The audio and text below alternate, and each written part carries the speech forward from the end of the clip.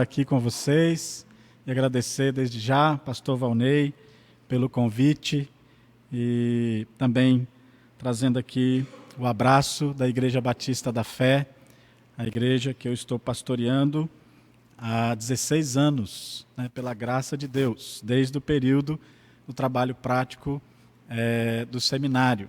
A igreja tem 12 anos de organizada, então vocês são aí 42 anos mais experientes do que nós, Nos sentimos ali uma igreja muito nova.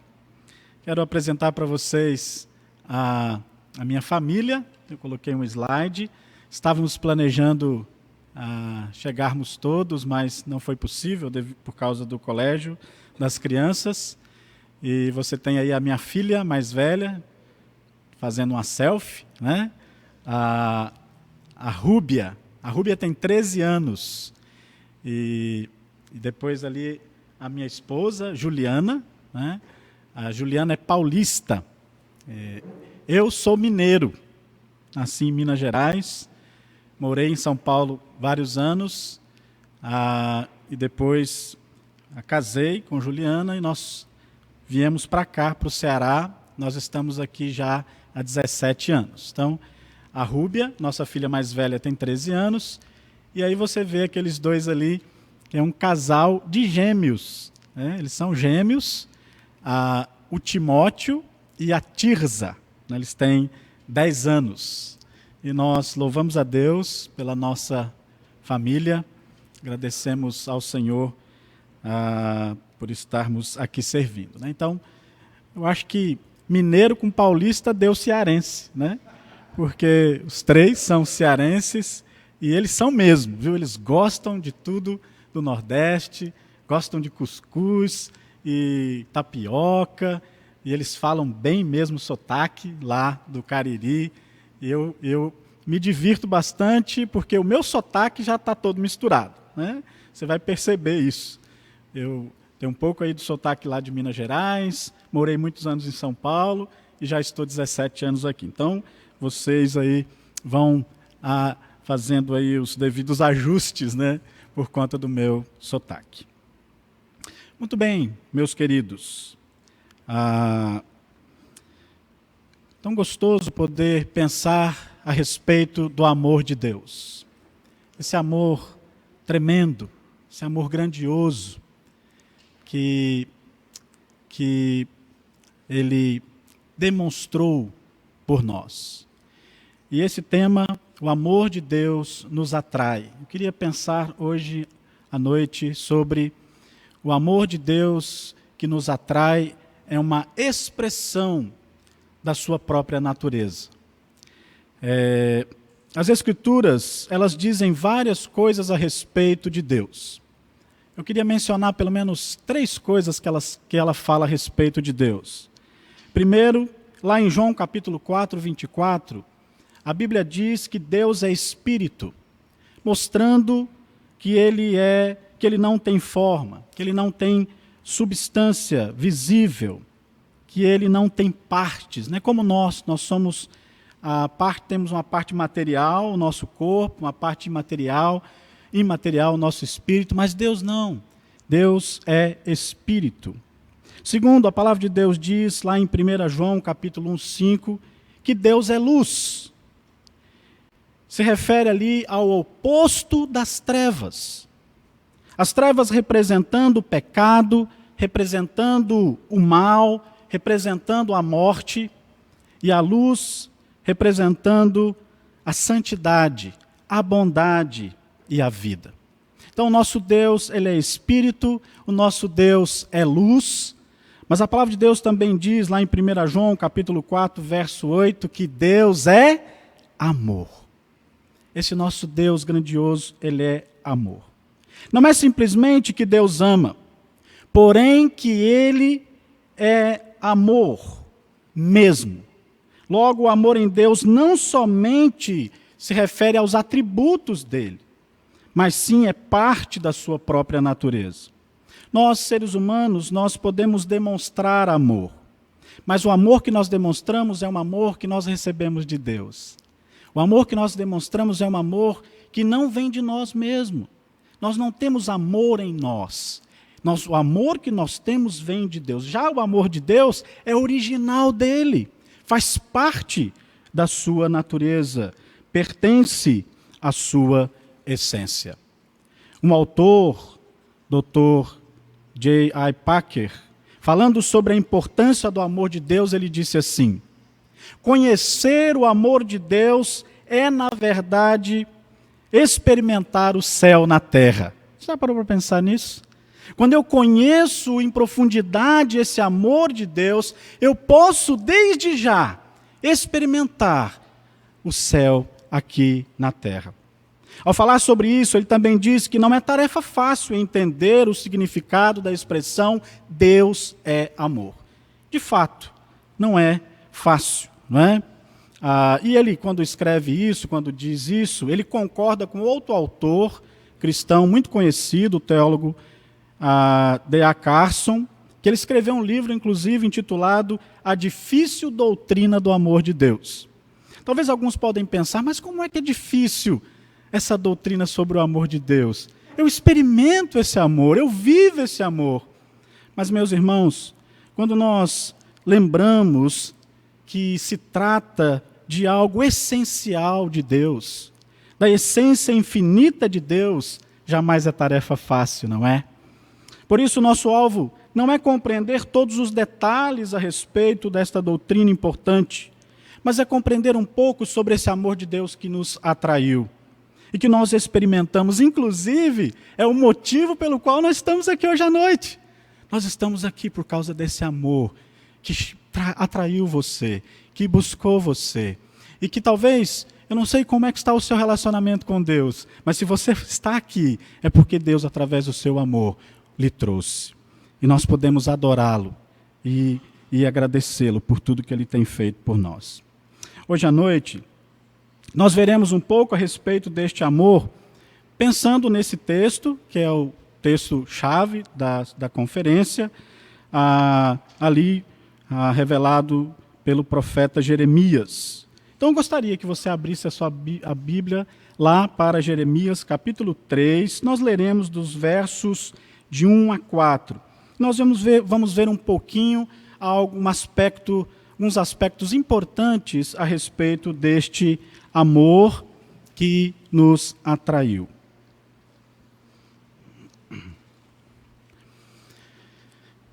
Então, Jeremias, capítulo 31, versos de 1 ao 4. Eu vou pedir para você, que pode, ficar de pé para fazermos essa leitura. Você vai ficar um pouquinho sentado, né? Então fique em pé agora. Se você não pode, tudo bem, pode ficar sentado mesmo, porém bastante atencioso à leitura da palavra. Jeremias, capítulo 31, versos de 1 ao 4, diz assim: Naquele tempo, diz o Senhor, serei o Deus de todas as tribos de Israel, e elas serão o meu povo.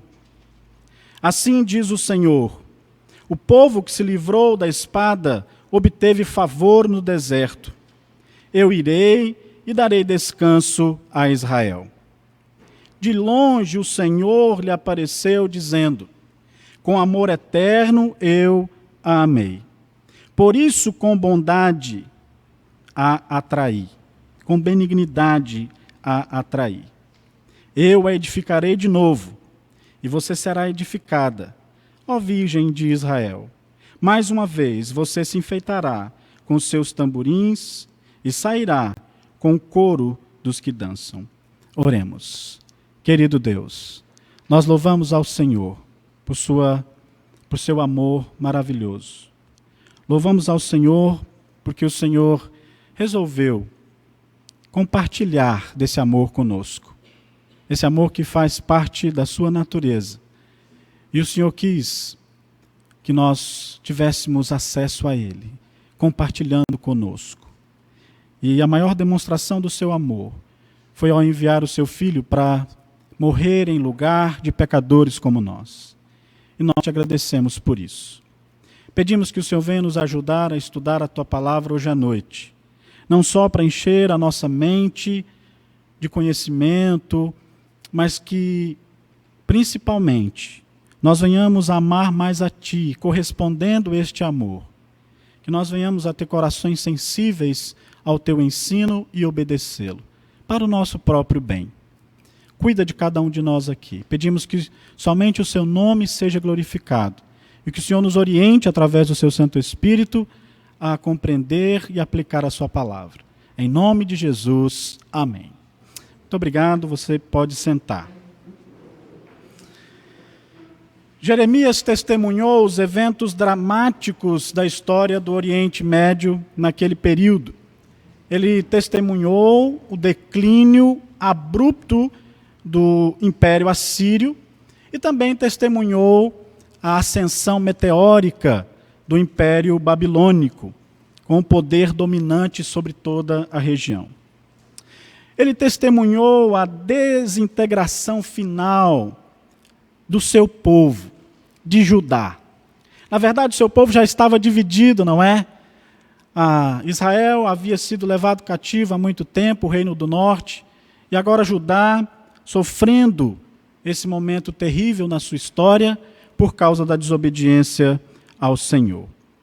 Ele pôde ver, não só Israel, o Reino do Norte, se ficar desolado, mas agora o seu próprio povo estar sofrendo. E o tempo de Judá chegou. O tempo do Senhor tratar com eles os seus pecados. A nação havia sido dividida, mas estava agora destruída. E apesar de todos os anúncios que ele fez, os alertas que ele fez, eles desobedeceram ao Senhor e estavam ali sofrendo o castigo de Deus. Embora Jeremias tenha visto tudo isso acontecendo, embora ele presenciou e experimentou muitos desses acontecimentos, ele pôde também dar esperança para o povo. Ele pôde também anunciar para eles que aquele tempo cessaria, que chegaria o dia em que Deus resgataria o seu povo. E aqui nós podemos ver, que do capítulo 30, o capítulo 31, o capítulo 32 e o capítulo 33 de Jeremias é chamado de o livro da consolação. Você pode abrir aí no capítulo 30, no verso 1, como que ele começasse a escrever o livro, sobre esse assunto. Diz assim o verso 1 do capítulo 30, verso 1 e 2 e 3. Palavra que foi dita a Jeremias da parte do Senhor. Assim diz o Senhor, Deus de Israel: escreva num livro todas as palavras que eu lhe falei, porque eis que vem dias, diz o Senhor, que mudarei a sorte do meu povo, de Israel e de Judá, diz o Senhor. Farei com que voltem para a terra que dei aos seus pais, e eles a possuirão. Interessante que nós vemos aqui o profeta receber as orientações de Deus, que agora estava revelando para ele, que embora Deus havia revelado para ele várias coisas que ia acontecer de ruim com o povo, mas agora ele recebe uma revelação, que era para ele escrever, que Deus abençoaria o seu povo, resgataria o seu povo e cessaria o tempo do sofrimento da nação. Interessante também olhar aí no capítulo 30, nos versos 18 em diante, onde diz assim: assim diz o Senhor, eis que restaurarei a sorte das tendas de Jacó e me compadecerei das tuas moradas. A cidade será reedificada sobre o seu montão de ruínas, e o palácio será habitado outra vez. De lá sairão ações de graças, e os gritos dos que se alegram, e os multiplicarei, e não serão diminuídos. Eu os glorificarei, e não serão desprezados.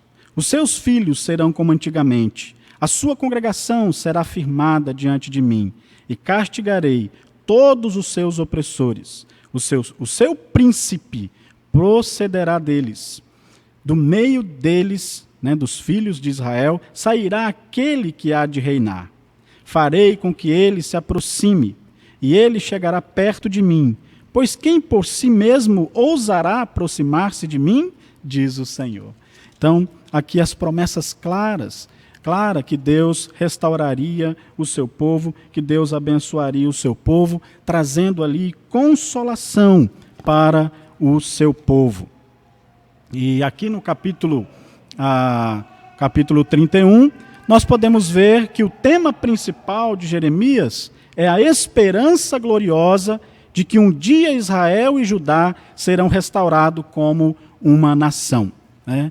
Então, a nação ali sofrendo, e Deus havia permitido isso, havia profetizado isso pela mensagem através dos seus profetas, mas agora Deus mostra a eles que vai chegar o tempo da restauração. E é interessante que quando nós estudamos aqui, nós podemos ver que Jeremias tinha dois olhares.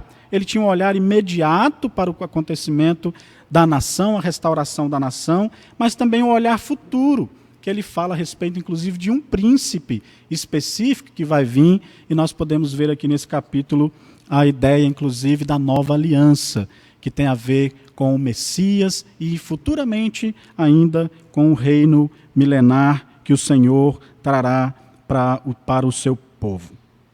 Então, aqui no capítulo 31, no verso 3, Jeremias vai declarar algo muito importante, porque talvez diante de tudo que eles estavam passando, diante de todo o sofrimento, diante de toda a dificuldade, diante de toda a desolação, a pergunta que surge é: como é que Deus vai fazer isso? Como é que Deus vai trazer de volta o seu povo?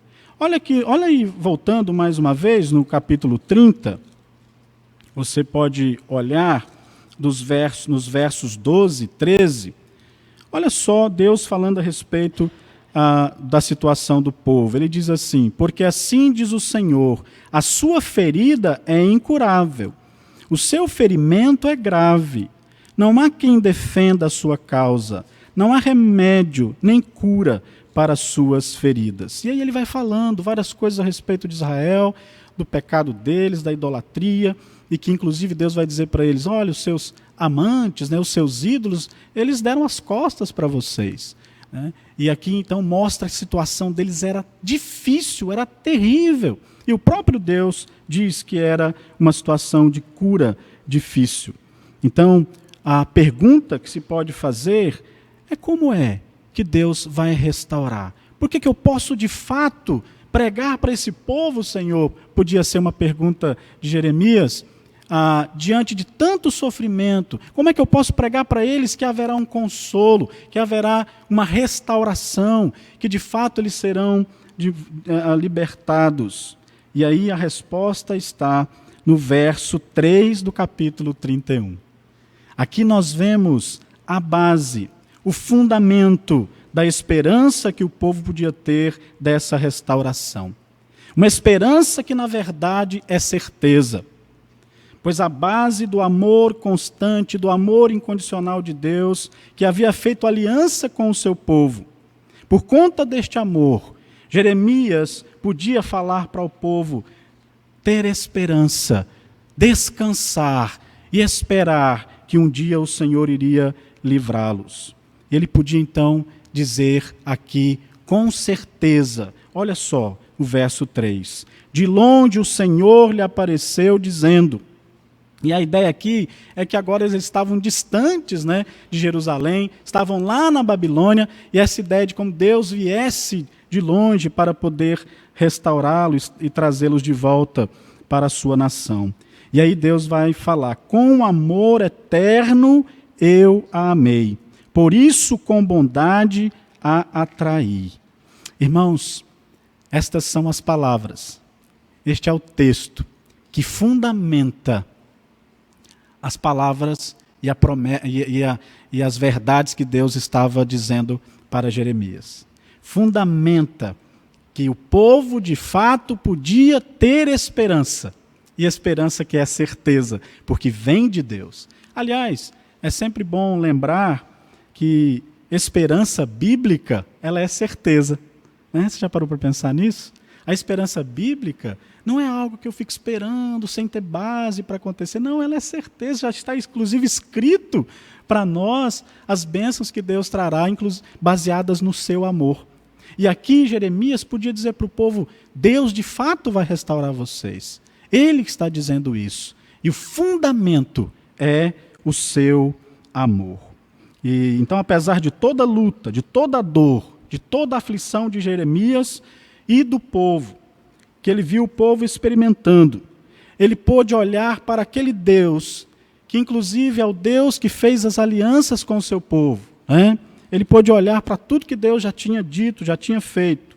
O Deus da aliança abraâmica, o Deus da aliança mosaica, da aliança palestiniana, da aliança deuteronômica, da aliança davídica, e poder saber que esse Deus é fiel às suas promessas. O povo iria subsistir, porque as alianças falavam isso. Deus havia embasado as suas promessas em si mesmo, no seu próprio amor, no seu próprio caráter. Deus traria aquele povo para uma terra e daria aquela terra ao povo, e Deus jamais deixaria que o seu povo se acabasse. Então, a promessa era baseada em si mesmo, no seu amor fiel, no seu amor grandioso. Então, aqui no capítulo 31, nós não vamos aqui detalhar todo o texto, mas nós podemos ver, né, do verso 31 ao 22, que o povo voltará feliz e contente do cativeiro. Dos versos 23 ao 30, que Judá sempre será bendito. E dos versos 31 ao 40, que haverá um novo concerto para Israel. Por quê? Por que tudo isso ia acontecer? Porque o Deus que revelou a si mesmo, né? Um Deus que derramou amor para o seu povo, que havia feito a promessa, derramou amor para ele e fez essas promessas baseado em si mesmo, baseado na sua própria palavra, no seu próprio caráter, na sua própria natureza. E eu quero destacar aqui, para a gente poder estudar um pouco, o que o verso 31 revela a respeito desse amor de Deus. E eu queria destacar duas palavras importantes. De longe o Senhor lhe apareceu dizendo, com amor eterno eu amei. Então essas duas palavras aí, que é na verdade uma só palavra, né, a mesma palavra, amor e amei, né, na nossa tradução, e a segunda palavra é traduzida na nossa Bíblia por bondade ou benignidade. Então eu queria trazer para nós que essa primeira palavra, que na nossa tradução em português diz, com amor eterno eu te amei, é a palavra hebraica, né? Às vezes eu não costumo usar a questão do texto hebraico, né? Mas só para mencionar, é a palavra ahab, né? Ou ahab ou ahabá, e esta palavra é usada mais de 200 vezes no Antigo Testamento. Essa palavra é a palavra mais comum para amor, assim, mais usada para amor do Antigo Testamento. Essa primeira palavra, que ele usa duas palavras aqui, amor e benignidade, ou bondade. Então essa primeira, ela 32 vezes ela é usada para se referir ao amor de Deus no Antigo Testamento. E ela expressa com frequência, no caso geral, o amor entre o marido e a mulher, em vários textos do Antigo Testamento, o amor dos pais pelos filhos, o amor da nora pela sogra, o amor entre amigos. Mas, se referindo a Deus, ela mostra que é esse amor que Deus tem para com algumas pessoas. É o amor que Deus tem para com o estrangeiro. É o amor que Deus tem para com os seus descendentes que ele escolheu. E várias passagens do Antigo Testamento vai usar essa palavra, esse amor aqui, relacionado a Deus, em Deuteronômio, Reis, Crônicas e tantos outros, para descrever o amor de Deus chamando o seu povo. É aquele amor de escolha, é aquele amor eletivo, baseado na escolha de Deus. E também é usado para Deus como marido, né, em Israel, marido, Deus ali marido da nação de Israel, como ele fala, né, como seu esposo. Então, um amor que é uma ideia de um amor sacrificial, um amor incondicional. E ele redimiu o seu povo. Para os irmãos terem uma ideia, né, aquela tradução grega do Antigo Testamento, né, que é chamada Septuaginta, ela traduz essa palavra como ágape. Essa palavra que ela traduz. E essa palavra ágape no Novo Testamento é a palavra, entre outras, mas é a mais que descreve o amor de Deus no Novo Testamento. O amor sacrificial, o amor incondicional de Deus. Um certo hebraísta, ele diz que a ideia dessa palavra é um amor seletivo, um amor incondicional, um amor que Deus espontaneamente resolve fazer o bem para o seu povo e o chama. Então aqui, quando ele usa essa palavra, com amor eterno eu te amei, ele está usando algo de si mesmo, da sua própria natureza, que vem dele, e que não tem nada de bom no povo, não é algo que depende do povo, mas depende dele mesmo, esse amor incondicional, esse amor que vai trazer o povo para si, que vai chamar o povo de volta. E a outra palavra que eu queria destacar é a que é traduzido na nossa Bíblia como bondade. E aqui na tradução que foi lida está benignidade, né? Essa palavra é aquela palavra do Antigo Testamento chamada Hesed, né? Tem várias, talvez, maneiras de pronunciar, mas pelo menos eu tenho visto que essa tem sido a pronúncia mais comum. O Hesed de Deus. É uma das minhas palavras preferidas do Antigo Testamento. É uma palavra muito rica, né? Eu sei, talvez você já tenha ouvido falar, já tenha lido, ou já até ouviu alguma pregação sobre o Hesed de Deus. E esse termo aqui, traduzido por benignidade ou bondade, ele expressa muitas ideias, né? Fala da natureza divina que fez aliança com o seu povo, baseado no seu próprio nome e caráter. Essa palavra, na verdade, ela tem uma certa dificuldade de tradução para o português, porque ela é riquíssima. Então você vai encontrar, por exemplo, essa palavra sendo traduzida por benignidade, bondade, bondade amorosa, misericórdia, amor, lealdade, cuidado infalível, fidelidade, compaixão, graça. Um termo que talvez abrangeria várias coisas seria o amor constante de Deus pelo seu povo, né?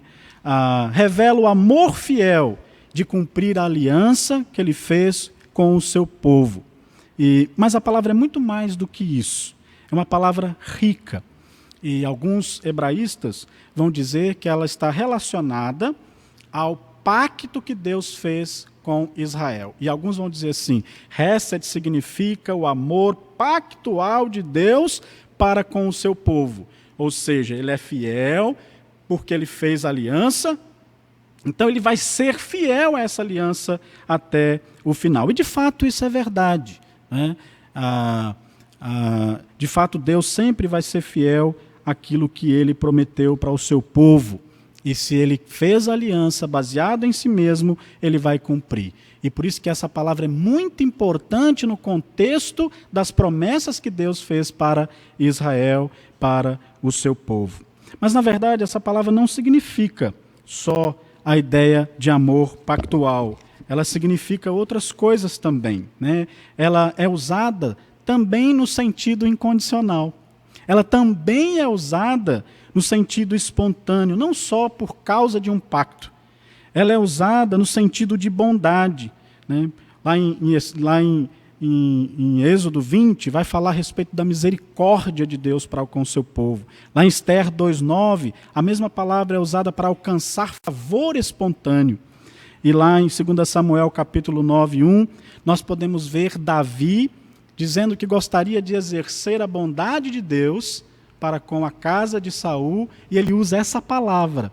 Então, ali é uma bondade que Davi queria usar, que alguns autores preferem que fosse, inclusive, graça a tradução, por conta do todo amor e bondade e misericórdia que ele vai demonstrar para com a casa de Saul.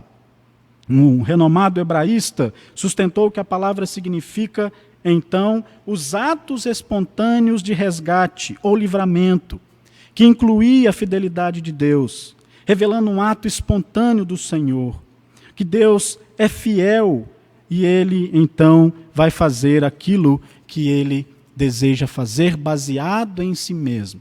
E alguns vão dizer, então, assim, que por causa do pacto, ele é fiel. Mas nenhum pacto é feito sem relacionamento.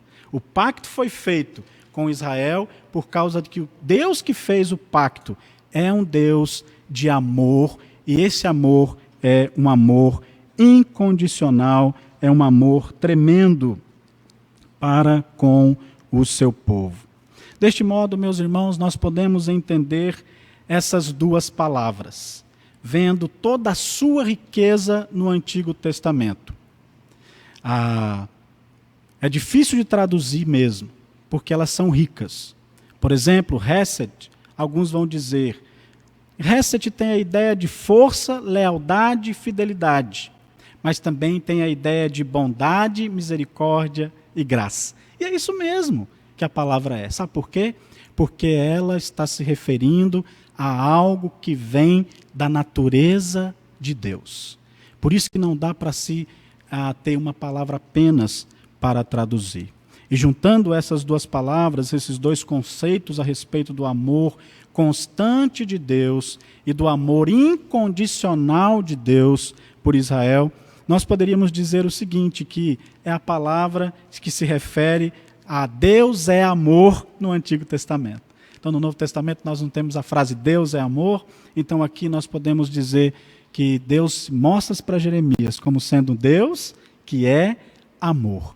Não só como um atributo, mas algo da sua própria natureza.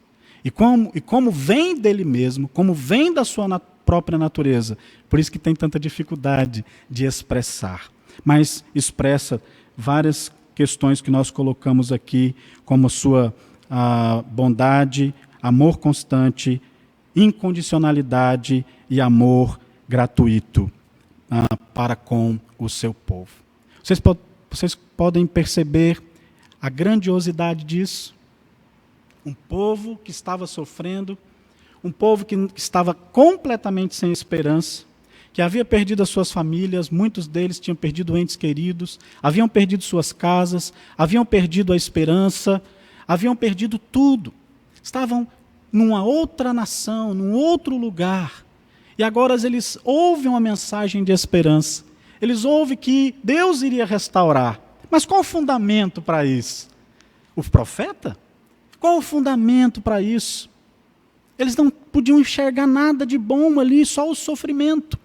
Mas então o profeta mostra, olha, o fundamento é o próprio Deus. O fundamento é o próprio caráter de Deus.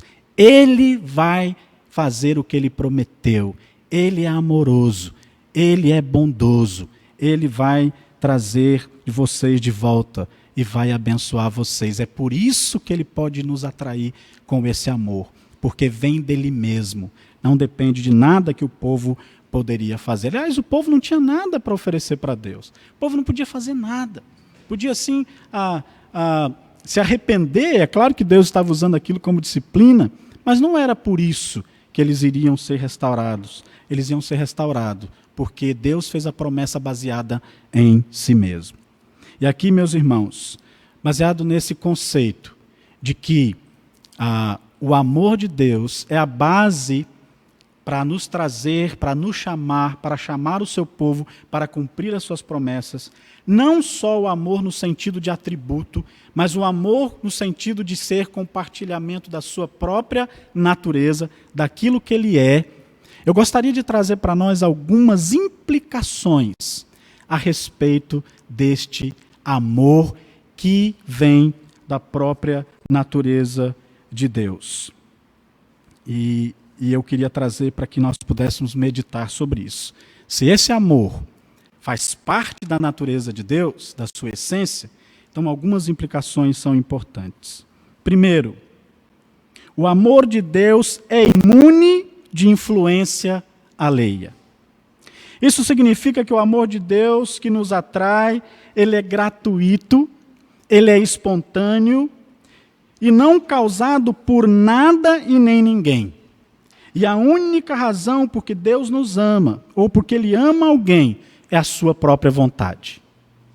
Lá em 2 Timóteo, capítulo 1, verso 8 e 9, no final do verso 8, diz assim: segundo o poder de Deus, que nos salvou e nos chamou para uma santa vocação, não segundo as nossas obras, não segundo nada aquilo que nós pudéssemos oferecer, porque não tem nada de bom em nós para oferecermos para Deus, mas conforme a sua própria determinação e graça, a ideia do amor de Deus aqui, que nos foi dada em Cristo Jesus antes dos tempos eternos.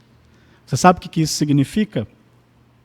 Que Deus não vai amar mais você devido ao seu muito serviço a Ele. Que você pode servi-lo e deve servi-lo, não é verdade? Mas não é a quantidade de serviço ou ficar enchendo a nossa agenda com serviço que vai sensibilizar Deus para nos amar. Ele já ama você, Ele já nos ama. Quando então nós formos servir ao Senhor, nós devemos fazer por gratidão.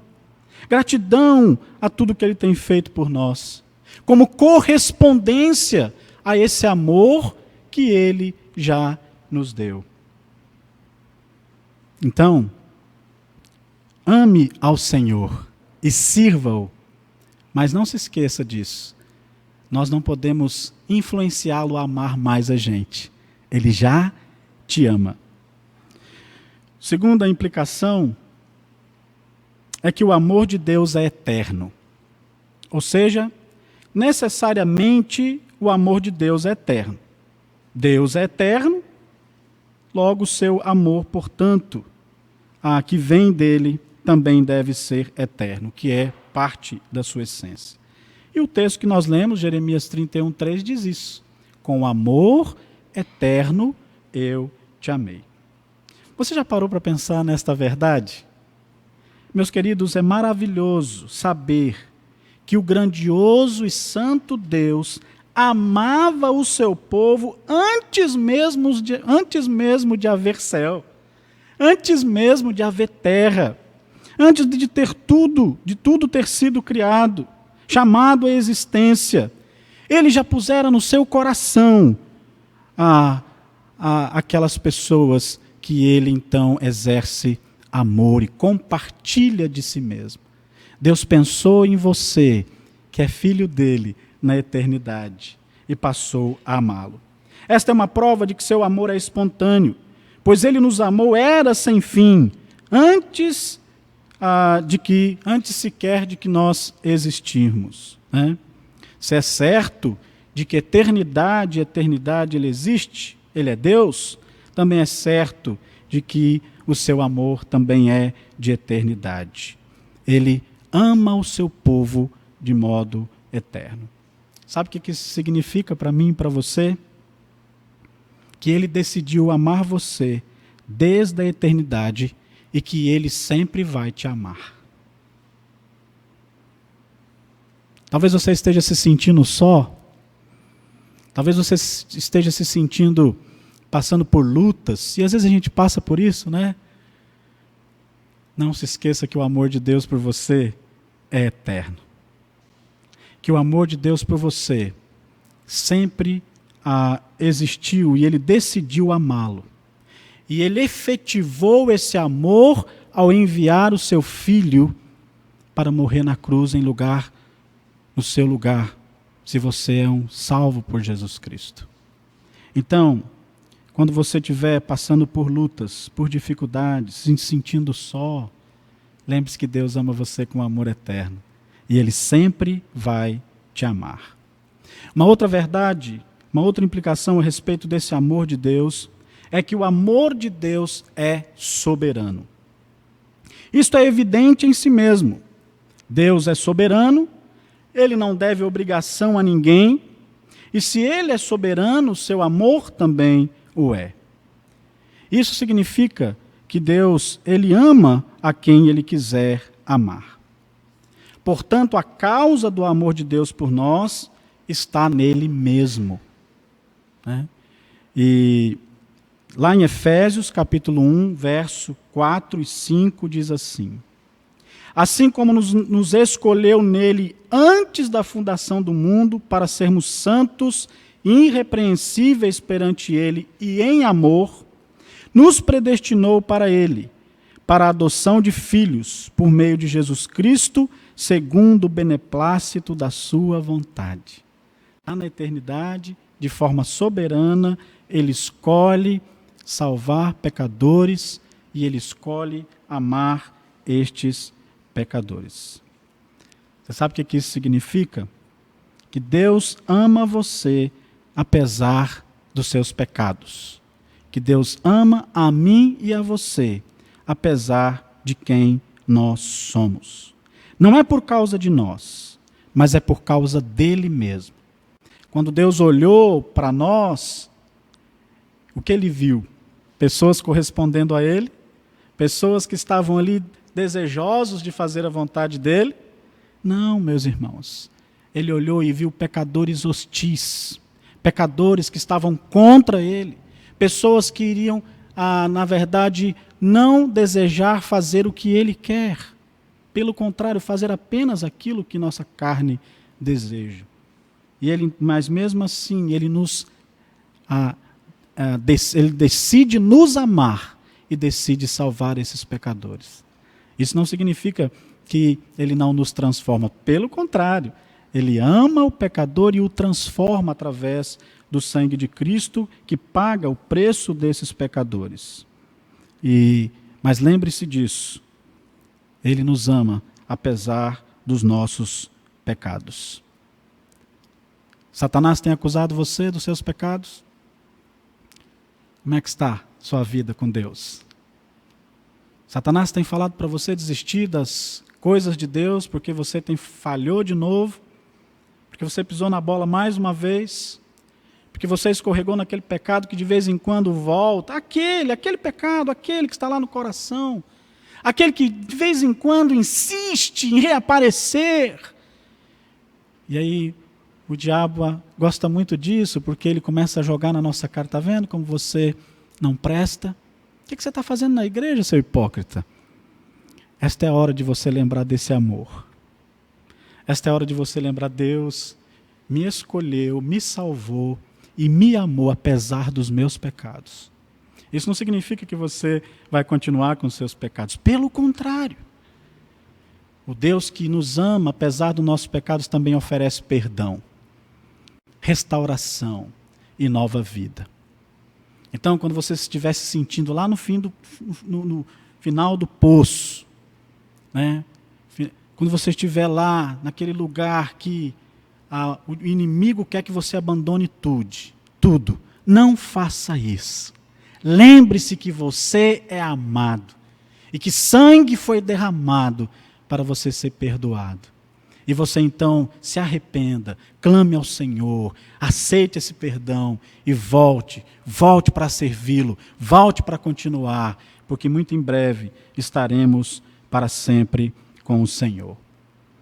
A quarta implicação a respeito do amor de Deus, que vem da sua própria natureza, que é uma expressão da sua própria natureza para conosco, é que o amor de Deus é infinito. Em Deus tudo é infinito. Sua essência enche os céus e a terra. Sua sabedoria não sofre nenhuma limitação, porquanto ele conhece todas as coisas do passado, do presente e do futuro. Seu poder é ilimitado, pois não há nada difícil demais para ele. Assim também, o seu amor é sem limites. Nenhuma língua pode expressar plenamente a infinidade do amor de Deus, e nenhum intelecto pode compreendê-lo completamente. John Braine disse: a bondade divina é o oceano que se avoluma e se torna mais alto do que todas as montanhas de oposição dos que são objetos dela. É uma fonte da qual emana todo o bem necessário aos que estão ligados a Ele. É a bondade de Deus, é o amor de Deus. Ele é infinito, Ele é grandioso. Lá em Efésios capítulo 3, verso 18 a 19, a palavra do nosso Deus diz assim: a fim de poderdes compreender com todos os santos qual é a largura, qual é o comprimento, qual é a altura e qual é a profundidade, e conhecer o amor de Cristo, que excede todo o entendimento, para que sejais tomados de toda a plenitude de Deus. Quando nós somos crianças, tem não sei aqui na igreja, mas tem um corinho que fala, um cântico, que fala sobre o amor de Deus é tão grande, tão largo, tão alto, tão fundo. E isso expressa uma verdade teológica tremenda, que o amor de Deus é infinito. Que quando você, como criança, cantando aquele cântico, ou o seu filho, pode saber que Deus é grandioso. Mas muitas vezes, quando nós crescemos, nós podemos esquecer disso, diante do dia a dia, das dificuldades, e a gente acha que o amor de Deus é pequeno, que o amor de Deus muitas vezes baseamos o relacionamento com Ele baseado no nosso amor pelos outros. É o contrário. Ele que é a fonte do amor para que nós possamos amar os outros. Não é nós que somos padrão para medir o amor de Deus, é Ele que é padrão para que nós possamos aprender a amar como Ele. O amor de Deus sendo infinito, sabe o que isso significa? Que não existe, meu irmão, meu querido, minha querida que está aqui hoje à noite, não existe nada na terra, não existe nada no céu, no mar, no universo, que possa limitar o amor de Deus que nos atraiu. Nada. Lembra lá de Romanos capítulo 8? Nada pode nos separar do amor de Cristo? Nada. Você está se sentindo inseguro? Está aí com medo dos desafios que você tem pela frente como pai, como mãe? Desafios com relação a educar filhos, a criar os filhos? Está se sentindo inseguro com relação às lutas do casamento, do trabalho? Talvez os jovens se sentindo inseguros e com medo sobre carreira, sobre o que fazer. Olha, a Bíblia diz lá em João que Deus lança fora, quando nós conhecemos o perfeito amor que nós aprendemos com Deus, lança fora o medo. E sabe por que o medo pode ser lançado fora? Porque ele tira toda a insegurança. Quando Deus nos ama, a insegurança vai embora. Quando eu compreendo esse amor, a insegurança vai embora e eu não preciso ter mais medo, porque eu não tenho mais insegurança. Eu confio. Isso é por conta desse amor de Deus que é infinito, que não se acaba, que não tem fim. Lembre-se disso. Lembre-se disso. Lembre-se disso na sua vida diária. Confie nesse amor maravilhoso que atraiu você e que nos atrai. Além disso, a palavra de Deus nos ensina que o amor de Deus que nos atrai também é imutável. O amor de Deus não conhece mudança nem diminuição. Em João capítulo 13, verso 1, mesmo depois que todos os discípulos abandonaram o Senhor Jesus ali e ele foi para a crucificação, a palavra de Deus diz: como havia amado os seus que estavam no mundo, amou-os até o fim. E nesse contexto aqui, eles o abandonaram. Seu amor por nós não diminui. Seu amor por nós não se altera diante de vicissitudes e diante de diversidades. O amor de Deus por nós é imutável. Então não vai acontecer nenhuma dificuldade nessa vida, no seu futuro, Não importa quem está governando o nosso país, não importa o que aconteça no mundo, não vai alterar o amor de Deus por você. Isso é muito importante para nós. E por último, quero ainda trazer essa implicação. O amor de Deus que nos atrai, ele é santo. O amor de Deus não é regulado por capricho, paixão ou sentimentalismo, né? Mas por princípio. Deste modo, seu amor nunca entra em conflito com a sua santidade. Ele não tolera o pecado. Ele não tolera o pecado mesmo em seu povo. E isso faz parte do seu amor, porque ele é santo. E assim como um pai que disciplina o filho que está em erro, um pai que disciplina o filho não deixa de amar o filho, deixa? Quando você disciplina o seu filho, você deixa de amá-lo? Pelo contrário, é uma expressão do seu cuidado, do seu amor. E por amá-lo, você vai querer que ele não fique no erro. Lá em Hebreus capítulo 12, 6, a palavra de Deus diz: logo o Senhor corrige o que ama e açoita a qualquer que recebe por filho. Sendo assim, o amor de Deus por nós sempre será puro e sempre vai nos levar para uma vida de pureza. E sabe o que isso significa? Significa que quando eu estou cada vez mais conhecendo o amor de Deus e me aprofundando nesse relacionamento de receber o seu amor e de amá-lo, eu vou compreender que o amor de Deus é santo. Eu vou fugir do pecado. Eu vou abandonar o erro. Eu vou abandonar tudo aquilo que desagrada a Deus. Porque Deus está compartilhando comigo algo de sua própria natureza, que é o seu amor. Meus irmãos, Jeremias experimentou todo o sofrimento junto com o seu povo. Mas mesmo diante de toda aquela situação, ele pôde trazer consolo para o seu povo.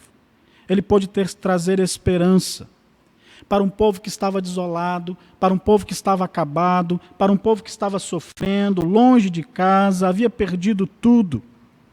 Havia perdido os seus bens, o seu lar, e muitos haviam perdido pessoas queridas. Mas Jeremias pôde consolá-los, porque Deus revelou para ele que Deus iria trazê-los de volta, que ele ia trazê-los de volta, que ele iria restaurá-los, apesar deles, que o tempo havia cessado. E Deus fez isso baseado no seu caráter, baseado na sua própria natureza, essa natureza de amor. E aí o povo se encheu de esperança. E você pode se encher de esperança com esse amor de Deus na sua vida, porque esse amor é baseado nele mesmo. E eu queria pedir agora que você abaixe sua cabeça, que você pense sobre isso. Nós temos um amor maravilhoso de Deus por nós. Um amor que nos atrai, que nos tirou do lamaçal de pecados, que nos encontrou e nos restaurou em Cristo. E Deus continua nos amando, continua insistindo a amar a mim e a você. E se você é um crente no Senhor Jesus, você pode agora encher o seu coração a respeito da verdade de Deus relacionada ao seu amor por você.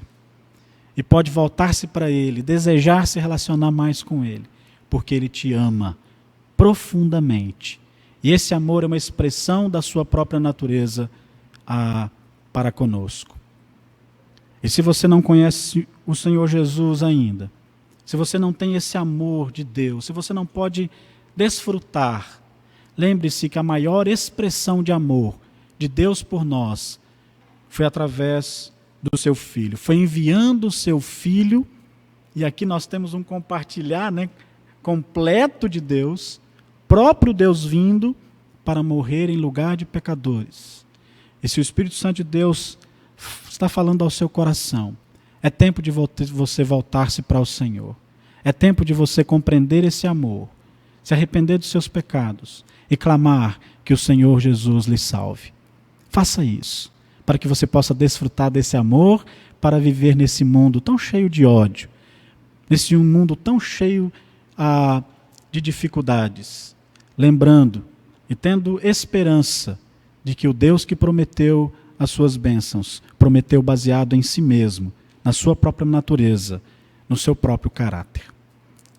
Você precisa tomar a decisão que Deus quer que você faça hoje à noite. Se tornando mais próximo dele, o amando mais, ou entregando a sua vida a ele para desfrutar deste amor.